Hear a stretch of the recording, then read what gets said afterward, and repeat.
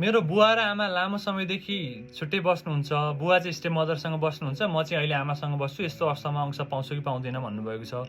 हो, यसमा बुझ्नुपर्ने कुरा भनेको चाहिँ यदि तपाईँको बुवा र आमाको पहिल्यै कानुन बमोजिम अंशबन्डा गरी भिन्न हुनुभएको हो भने त्यो अवस्थामा तपाईँले पाउनुपर्ने सम्पत्ति तपाईँ अंशियार भएको नाताले आमासँग रहने कि अथवा बुवासँग रहने भनेर त्यहाँ लेखिएको अवस्था हुन्छ।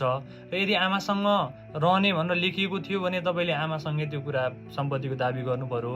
यदि बुवासँग रहने त्यो सम्पत्ति र पछि छोराले दाबी गर्न मिल्ने भन्ने अवस्था लेखिएको थियो भने त्यो अवस्थामा चाहिँ तपाईँले बुवासँग दाबी गर्नुपर्ने हुन्छ।